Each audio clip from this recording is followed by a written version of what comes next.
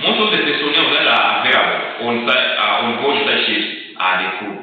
Passenger ships, of course, they are there, but still more. Most of those that we are concerned with are the cargo ships. So the cargo ships, the personnel that you would like going to find are the crew. So those are the seafarers. Now, they say the seafarers have to wear and use the PPE at all times and follow the instructions provided. So, the seafarers should be suitable for the task performed without any significant risking. When we say the seafarers should be suitable for the task performed, it always means the crew should always be trained and must always have an understanding of whatever happens on board, so that in case of any risk, they will be in a better position to take up an action. Most of it here. The seafarers must always have heavy standards suitable for the conditions of the seafarers' working environment. Their working environment should always be safe, and for that safety to be there must be some heavy standards provided. We say the seafarers should be trained in all equipment that they use in case of any risk. Another thing is the ship owner. The ship owner or the employer of those seafarers or the crew should at least make sure that the PPEs are easily accessible, properly stored and maintained, regular inspection and control of its work.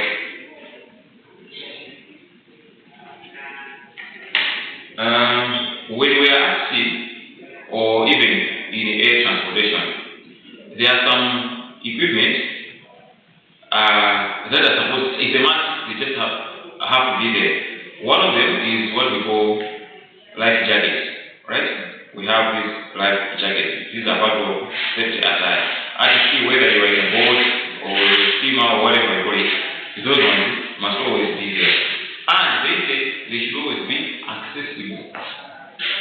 Sikuti mene risk yangu mjini ndeno anaweza kusaka tagambo kwa bila kuli ndiye mwanzimara kijege kutika aveza kuda nasumira futi italamu example say now it doesn't have to like that, because when a risk is happening or when an accident is happening, many things happen so fast and so quick. Therefore they need to be easily accessible so that when need comes, everybody should always access it. And in this case, mainly we're talking about the seafarers or the crew, and they need to be properly stored and maintained and so on and so forth.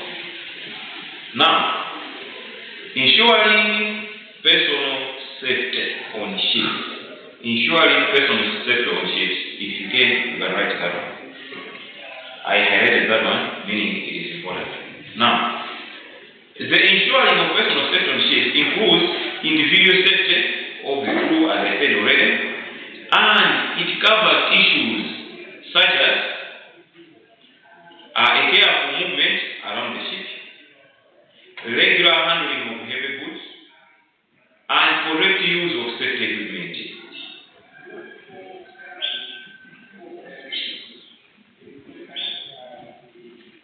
Now, let us look at those important measures in details. One, wear protective clothing. That's one. Every member of the crew must always wear a well-fitted clothing and appropriate shoes with non-slip soles on the body. Appropriate gloves must be worn to protect the skin from heat and chemicals. So that is it, protective clothing. At this, you as a member of the crew must wear comfortable and well-fitting clothing.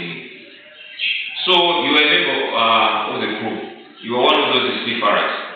We cannot expect you to be safe if you are wearing probably the tight jean trousers, Marian, one moment. I mean, you cannot be safe because when an accident comes and they expect you expect to be able to run and jump and do whatever. With such kind of an attire, probably you cannot. So at least a comfortable and well-fitted attire must always have this careful movement around the ship. regular handling of heavy loads, and so on and so forth. McGraw also applying here. Okay. Judge Will, we say the PPEs to highlight where the documentation is in point form. So the personal protective equipment: helmets, shoes, goggles, ear guards, seat belts, life jackets, life boats are there to protect the seafarers from any harm. So the crew needs to be aware of where the equipment is being held and trained to know how to use all the devices. That is the PPEs. How about the movement around the ship? What is this? On the ship, carrying heavy loads, containers must be securely tied. Sudden movements of ships can cause those containers to be displaced if not properly tied. And this can cause great harm. So, when navigating around the ship in adverse weather conditions, it is important to observe the one hand on the ship to prevent falling into the sea.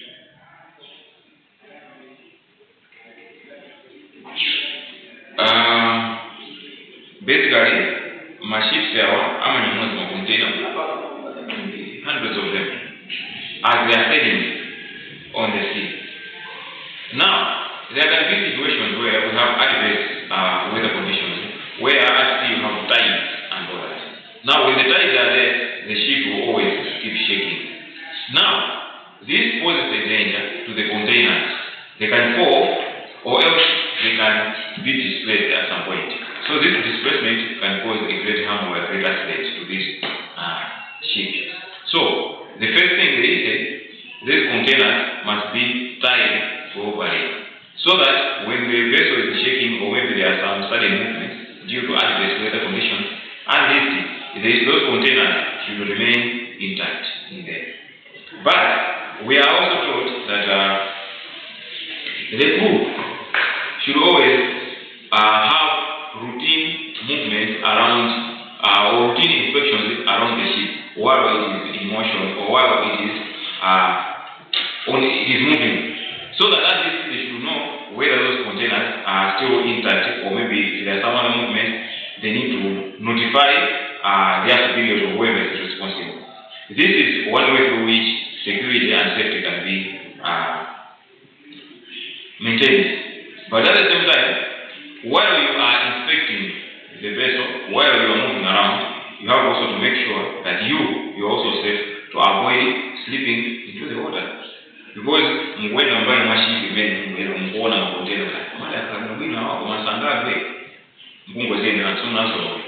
a sudden movement can even affect you and probably throw you into the water. So while you are moving, make sure you are safe yourself also to avoid being thrown into the water. Now,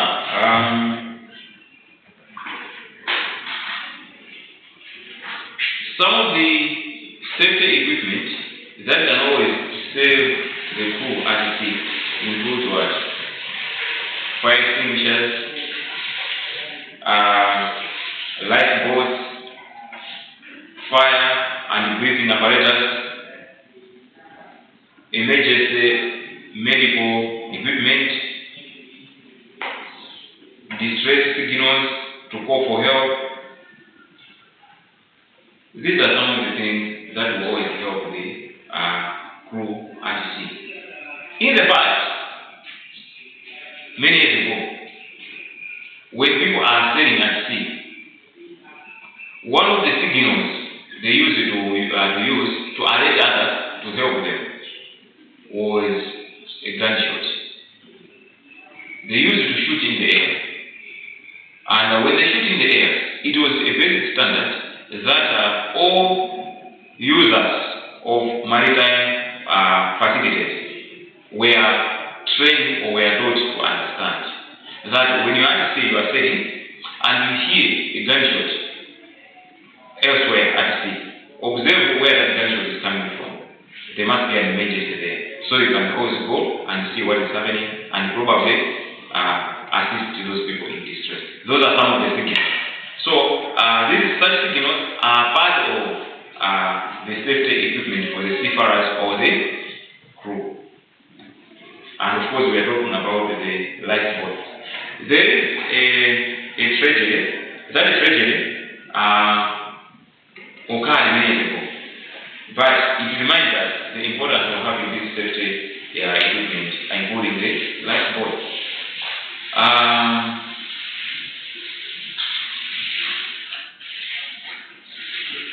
There was this vessel that sank into the ocean. I think you know, you must have read, you must have heard it, you must watch the movies as well. It was the Titanic, right? Yeah.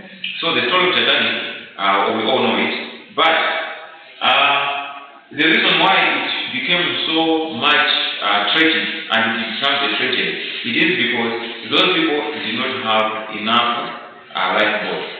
Because now, when the tragedy struck, people were calling for those lifeboats.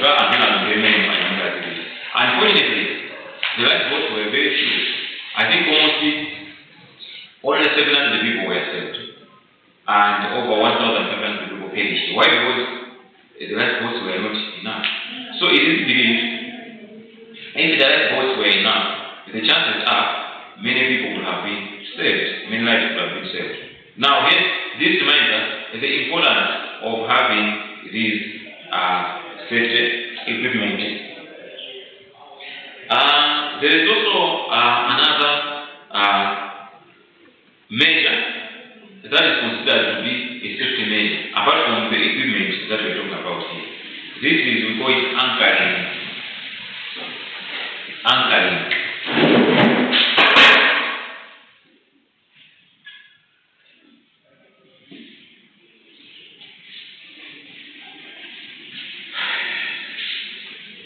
You are my anchor. Others, they sing such a song, you are my anchor. What is an anchor?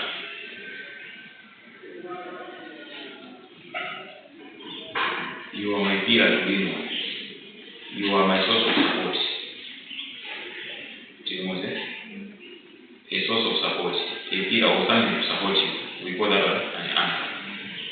That's why when lovers are singing for each other, they say, no, you are my anchor. Either she is referring to he, you are my anchor, or else he is referring to she, you are my anchor. You are my pillar of support. So, it's like this. This is a vessel, for example, a boat.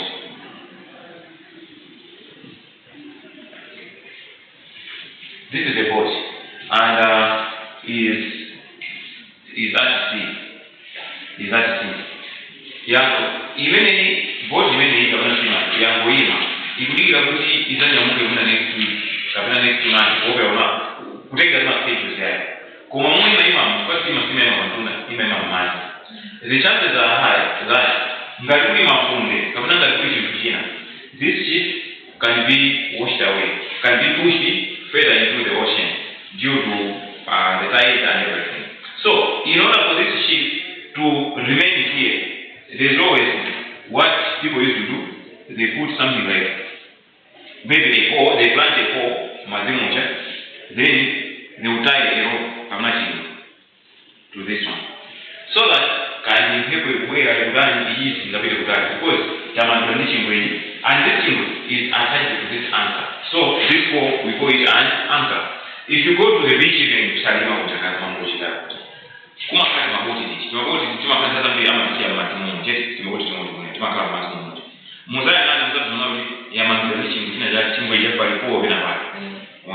that pole is what we call an anchor. Just to support that one so that it should not slip away, it should not go away.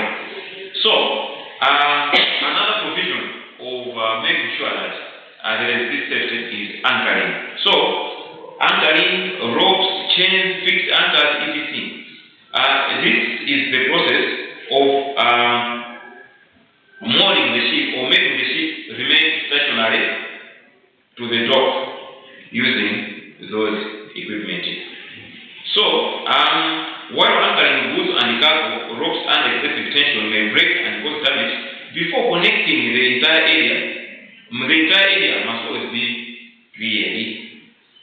So,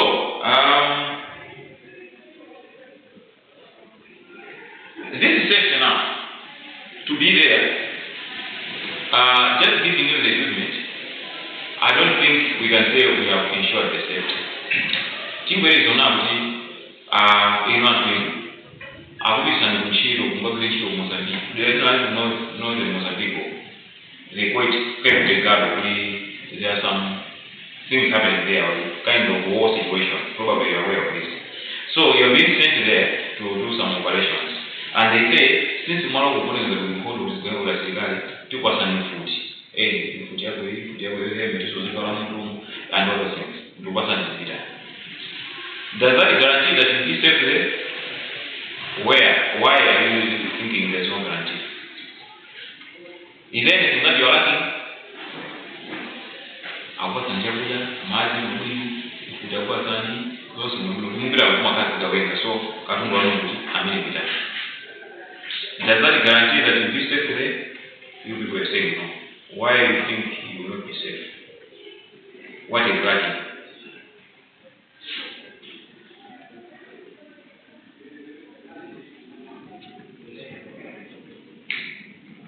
What exactly?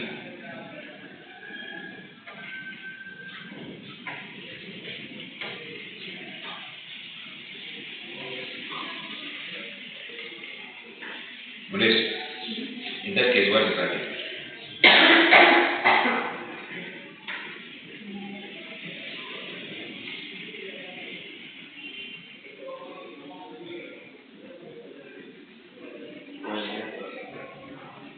Hey, see this. No, this time around I'm looking forward to suggest to say something here.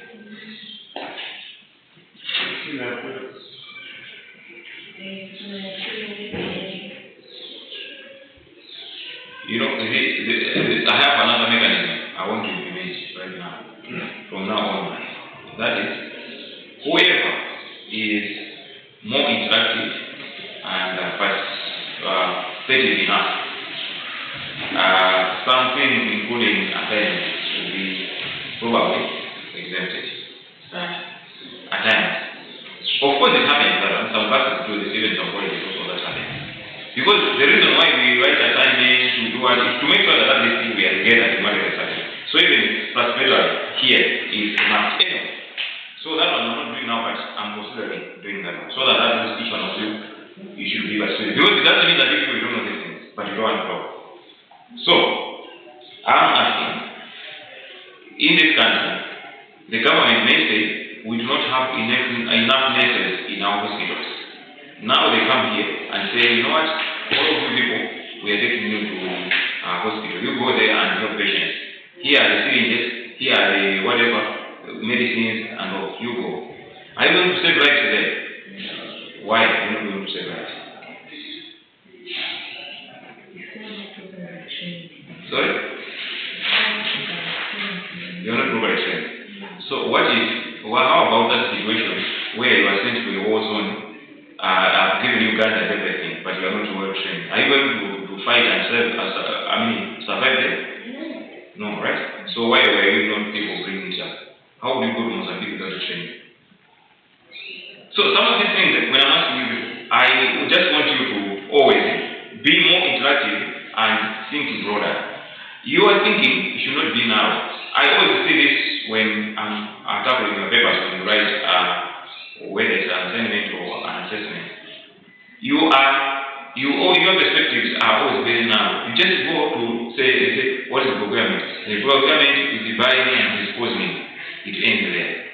If I ask you the other way around, you will not tackle it. You say, because you didn't touch it. Why? Because your perspective of doing things is narrow. So I want you people to do away with that one. So you can think using examples. You can think, because if you think using examples and everything, you understand things easier. So once again, I always want your participation.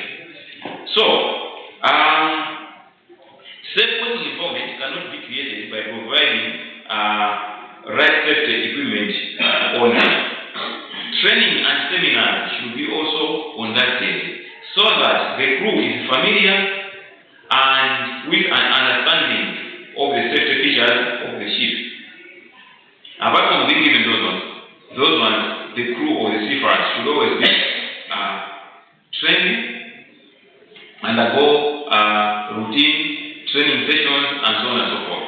It's not that I was trained in 2005 when I was joining this institution, so I know whatever happens here. No. At least from time to time, the seafarers or the crew, they need to be reoriented again and again, be trained, undergo seminars, and so on and so forth, so that they understand the operations of the ship and the environment and everything. And the shipping environment are also changing from time to time. So if the crew are being reoriented, at least they are always kept updated. So the people always need to be updated. So safety, in summary, must always be a priority in maritime operations. Safety must never be taken for granted. So what does it mean by taking something for granted? It's like you are not looking at it as something critical. Therefore, you do not pay attention to detail. But if you consider something to be very critically important, you also pay attention to details. So where it seems there's a small problem, at least that problem should be always attended to ensure that that safety is there. Back to the same example I gave you of that Titanic that sank in 1912. There are a number of lessons that were learned from that incident. It is believed that there were some other people on board who noticed that there was what we call an iceberg, right? Because we hear that that vessel, it hit an iceberg, and that iceberg created a crack or a hole in the body of that ship. Then the water started entering. That's how it sank. In short, that's what they said. So it is said, some people, they saw, using a lot of binoculars also, that iceberg from a distance, and they reported this to the senior crew members, but they never paid attention. Some theories they say like that. So probably in their eyes, it was in their thinking that iceberg was so small. They were like, no, it's okay, deal with some members. Now only to realize that as they were getting closer to it,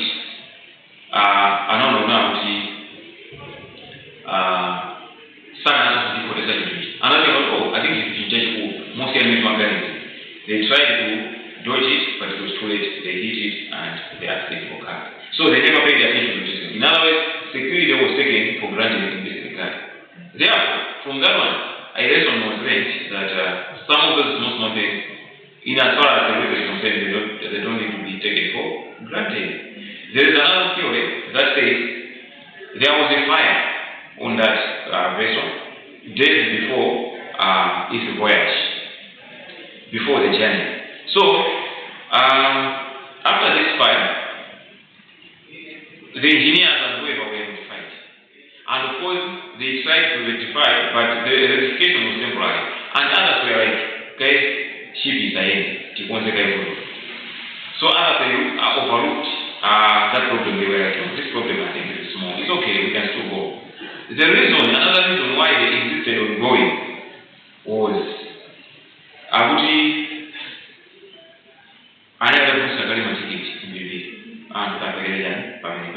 now, sizingatifuta zikawezeni za mazauti makwati. Komanso, makampani na shipping companies in around and not strike, demanding industrial action. Therefore, most of the ships start mining at the time. Therefore, the only vessel they could use was this one. The RV grammatic. Just a minute. Hello? Yes. Can I call you after some 10 minutes? Yes, okay. It's okay.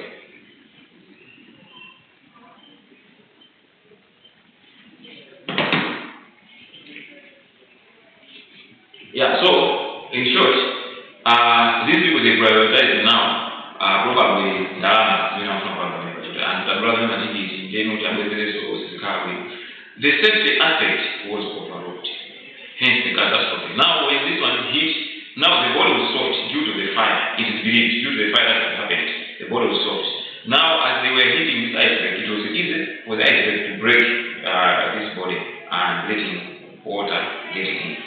So now that we're saying safety must not be taken for granted, regular safety meetings are important to keep people aware of the protocols and the procedures. Adherence to this practice will help to mitigate unsafe events at sea.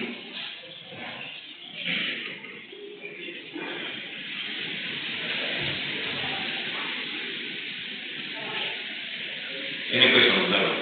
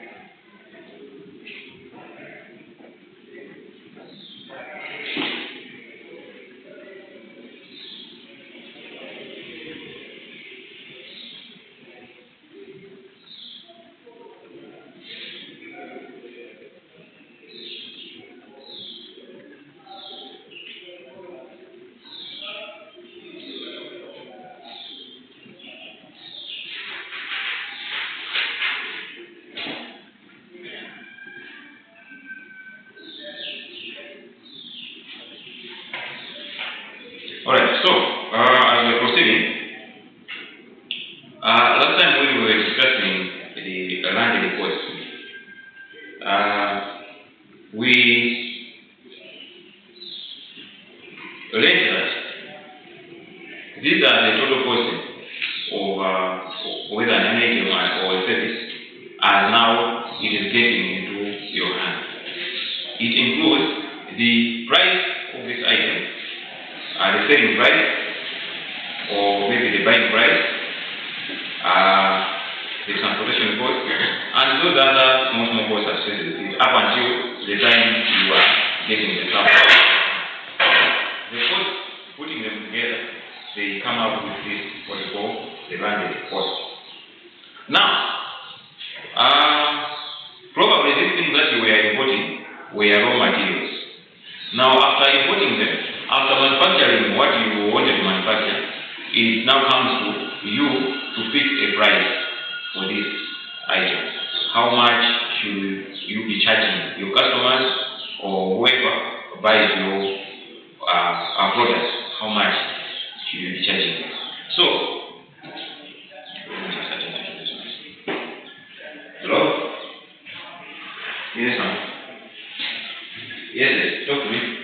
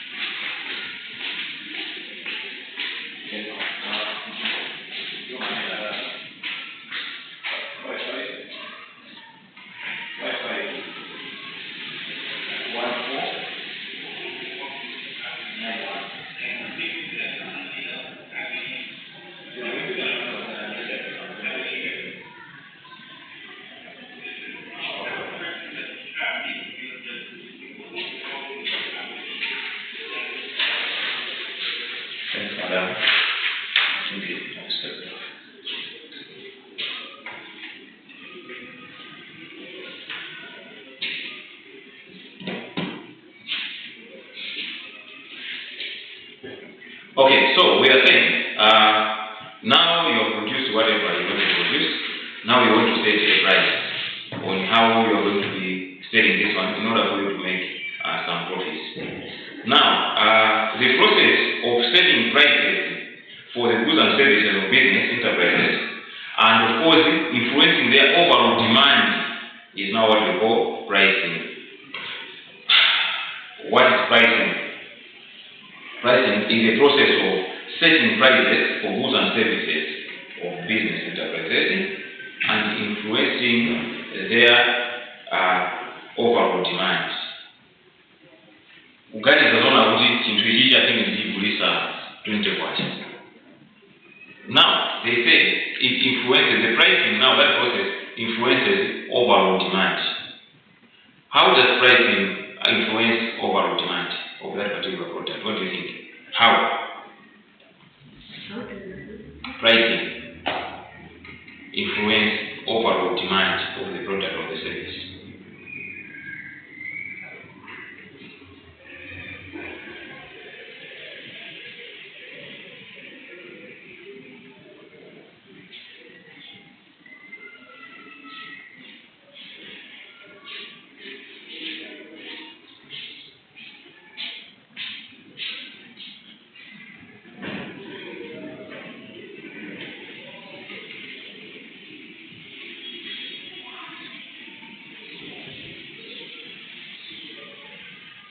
Can pricing influence demand? It can? How?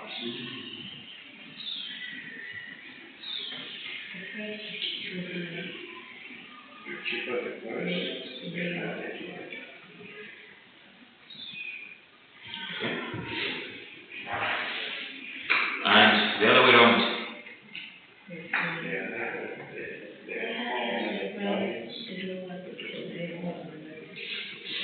Is it? Okay, anyway, if we are to use the what you call the rules of the principle of demand and supply, of course you are right that when the price is a bit higher, then the demand will be lower, and when the prices are lower, the demand will be higher. But this is not always the case in all the products. Right? It's not always the case. But of course, that principle is there. For example, there are some products that are not so much dependent on that principle. I give you an example of, let's say, tobacco. That is what we have. That tobacco, the prices are not dependent on that principle. Even when tobacco has been grown so less in this country, for example, the production is so low, but you cannot expect the prices to go high simply because the supply is less. It doesn't even go that way. So that principle is there, but it's not applicable in all the situations. But of course, to a great extent, it is true. So here, what we are saying, when the product has the right pricing, a fair pricing, the chances are that people will always go to it, as you people have suggested, that they will always go there. The demand will fluctuate upwards.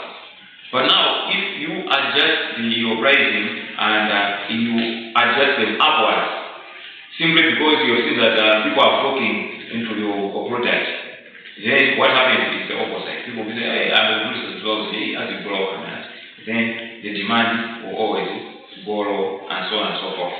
So, if the prices, since they went up and the demand has gone down, what happened to the product will fall in. That product is going to fail. Otherwise, the enterprise is also going to fail, because now we will be making sales.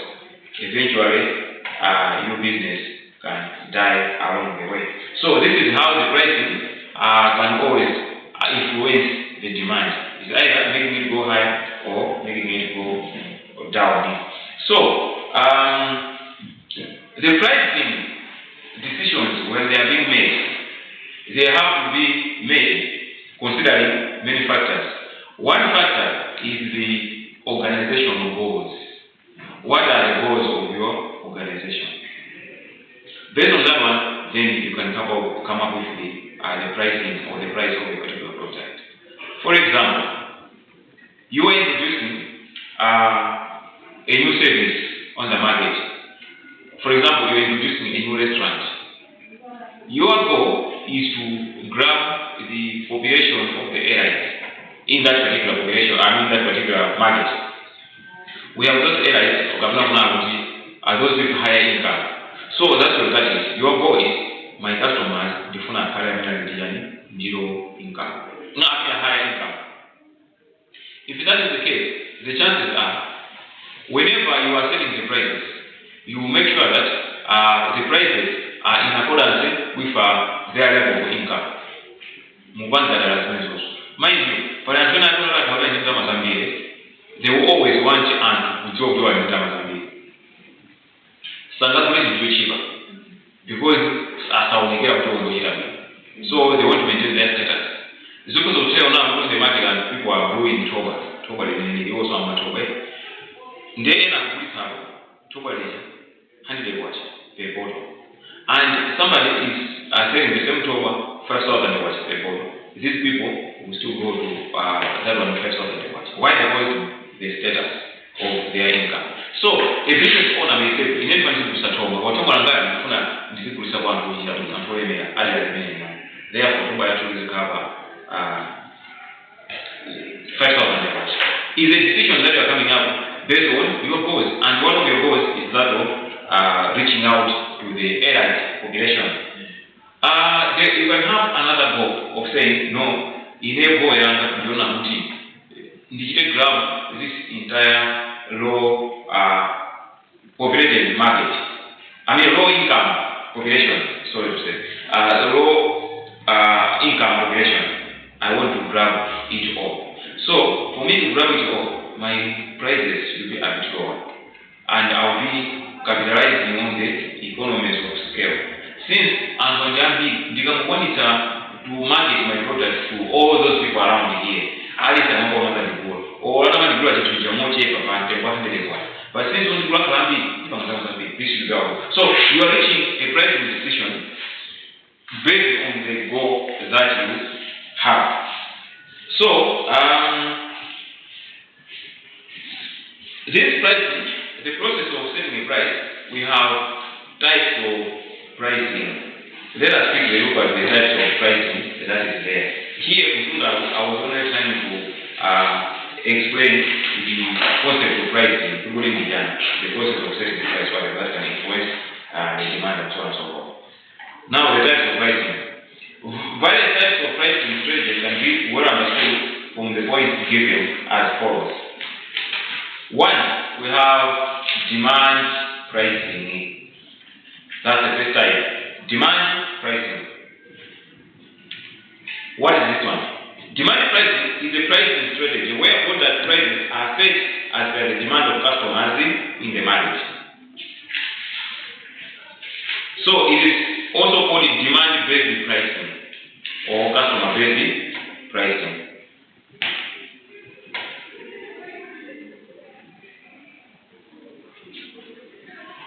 Demand is high, so it's demand based. You just say, TV, I just have this one here. Let's set this price. For example, not even Pagadi, many fear of Maputo. What do the boys do is a black market. They charge in the way they want because demand is high. They will tell you, no, 1 liter we are selling at 3,000. Even 4,000 they watch, just 1 liter. If they know that demand is high, you will still buy.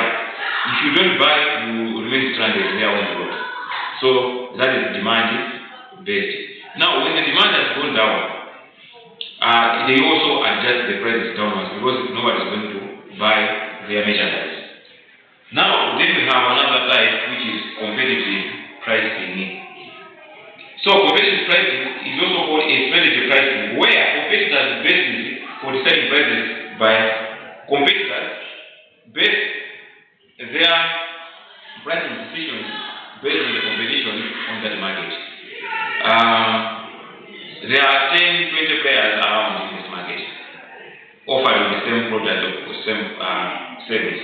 What you do, you adjust a little bit downwards so that at least you should remain relevant, or else you should grab a portion of the market share from your competitors. So you say, no, our prices are competitive, meaning our prices are adjusted downwards in order for us to get some customers or to retain some customers.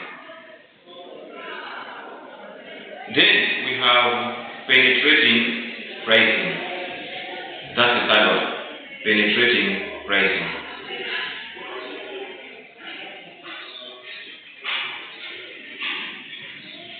So, this penetrating pricing is considered to be a deterrent to competition for new films. It is considered to be a deterrent to competition for a new film. When you think penetrating, that you are entering a new environment or you are entering a new market. So, when you enter a new market, there are already players in there. There are already competitors that are there. In fact, hostile competitors for that matter. When they look at you, they look down upon you, they say, put out on there. So I don't know, okay, let's see. Yeah, whatever. So they will make sure that they tighten all their boats, making sure that you are not able to enter the market. So for you to enter that environment, what you do, you come up with prices that are a bit lower. So that the existing customers of those people, they should know that I look in shopping area of to the mass of some cheap. Oh, okay, let's do it again. They will come and buy. Someone will come and buy. Will refer to another person. Will refer to another person. By the end of the day, you have a considerable amount of customers, and by and by, you are getting a small share of that market. What you are doing, you are penetrating. So, since you are penetrating, you are getting few customers. At the same time, you add some other services, customer service and all those things to make sure that these few customers, those who just came to test to see what was happening, should not even go back. It should remain with you. So you bring in some incentives, some other services to make sure that you entice these people, you bring them down. But the entry point was the competitive penetration pricing. Then we have what we call cost plus pricing. We have this one, what we call cost plus pricing. So cost plus pricing is the simplest way of putting a price on a product, because you only calculate the cost of of let's say cost of production, the cost that you incur when you are producing this thing. Then you just add a markup, something on top of it. Which is going to the cost of it, the 20 watts. If you don't know whether watts, it's okay. It's the simplest one. But what I do is you still have to move around for the competition. You will competition, but because when somebody moving at Muna the 3 watts, they will still suffer. But anyway, it's a type of pricing where you just add a markup on the price. And we have geographic pricing. So this strategy of pricing is one under which a company charges distinct prices for same product service in distinct geographic markets or locations.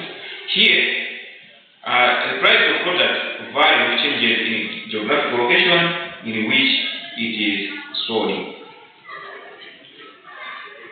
An organization may choose to price this product at this amount based on where you are going to sell that service or that product.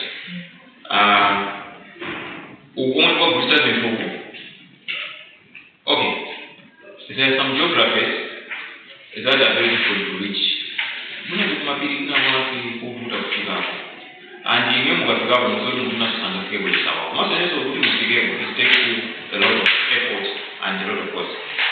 Ndio kuhusu mambo ya South Africa. Many people are changing the mambo South Africa and South Africa social. Because you know that even a company will go to the end after the police so you charge them according to where they are. So that one is another pricing mechanism. And we have discount pricing. This one refers to the pricing in which products or services are sold at a reduced price. That's discount pricing.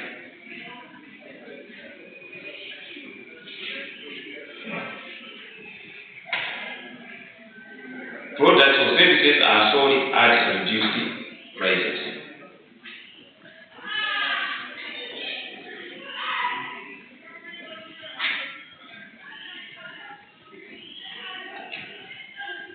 Alright. Then we have what we call objectives of pricing. Objectives of pricing.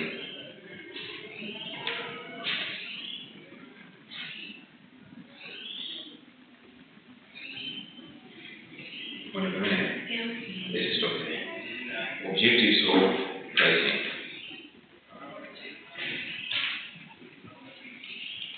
Next year, okay. What are we meeting? In this very room, of course. 10:15.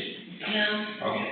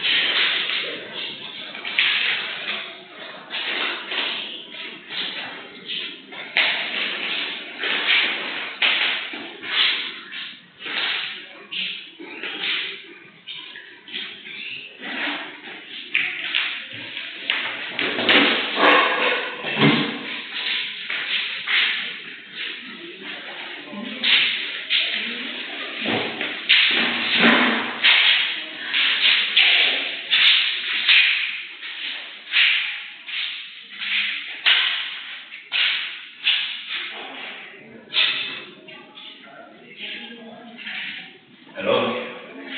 The name goes.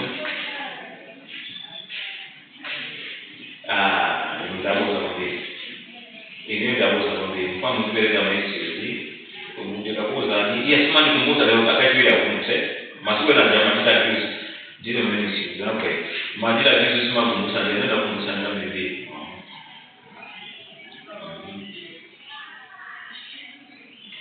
okay aiwe kwa foto